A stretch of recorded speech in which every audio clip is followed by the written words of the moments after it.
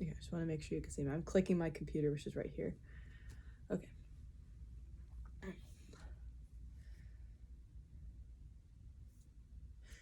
Imagine you suddenly feel a slight bump all around you, and then suddenly the entire world begins to shake.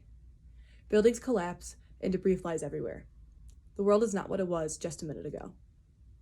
This is a common instance that can happen in many areas all across the world. It is important that you listen to my speech, as you can get a better understanding for how severe some of the damages can be of natural disasters, as well as grow a greater appreciation for living in an area with such low risk. Today, I'm going to discuss the impacts of the 2010 earthquake in Haiti. First, I'm going to explain what an earthquake is, and then I'm going to give a history of Haiti, and then go into the impacts from the earthquake that it had on the economy and the overall health of the nation. In 2010, a severe earthquake hit Haiti. An earthquake occurs when two tectonic plates suddenly slip past each other at a point called a fault. Seismic waves are given off and result in the shaking of the earth. The earthquake in Haiti received a 7.0 on the Richter scale, which calculates the size of the seismic waves and gives a ranking for how large the damage will be. A 7.0 earthquake is considered to be major and often results in severe destruction and damaging of buildings and a massive loss of lives of people. 1.0 is often not even felt by others or by people. It's important for you to understand that not all earthquakes are drastic and not all of them will have severe damages. Haiti is a third world country located in the Caribbean island of Hispaniola, just west of the Dominican Republic. The earthquake in Haiti killed over 225,000 people and destroyed upwards of 100,000 homes. 3 million people were directly affected by this earthquake, or 1/3 of Haiti's population. To give you a better understanding of how many people that truly is, 3 million people could fill up Soldier Field 20 times. I'm explaining this to you because I think it's very hard to grasp just how many people that is and just how much help is needed in an instance like that. Pre-earthquake Haiti was already the poorest country in the Western Hemisphere. Poverty is the most common way to live in Haiti. In America, 12% of people live at or below the poverty line, whereas in Haiti, 59% of people live at or below that same line. In Rohan Best's 2019 article, The Macroeconomic Impacts of the 2010 earthquake in Haiti, 80% of people lacked access to clean water and over half lacked access to healthcare. The earthquake led to negative economic and health impacts for the nation. The economy suffered substantially. The GDP dropped significantly. The GDP, or the gross domestic product, is the monetary value of all the finished goods and services in a nation in a given period of time. This is the most common indicator for the growth and size of an economy. Haiti's GDP was equal to $7 billion pre-earthquake, which is tiny. A large part of calculating the GDP is the difference between exports and imports, or the difference between how many goods a country sells to other countries versus the ones that it buys from other countries. A country wants to have more exports than imports to have a higher GDP.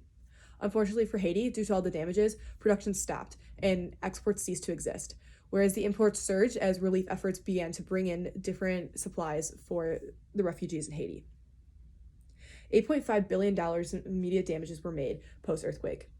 According to the World Bank, Haiti's GDP shrunk by 5.5% in the first year following the earthquake, decreasing from $7 billion to $6.6 billion, which may seem small, but in such a short period of time and in an economy that is so small, that can be drastic. If you look at the graphs up here, you can see the top one can show just how sharp of a decline the drop from 7.7 to 6.6 was, and the lower one shows how severe the 5.5 drop is compared to other years when there's not even half of that size. Retail and tourism fell 26%, which makes it 1/5 of the GDP, again adding to the drag down of the GDP. Due to damages and relief efforts, the economy in Haiti suffered, and as a result, the GDP dropped significantly, mostly in part due to the surge in imports and the decline in tourism and retail. Many health impacts also occurred as a result of the earthquake in Haiti.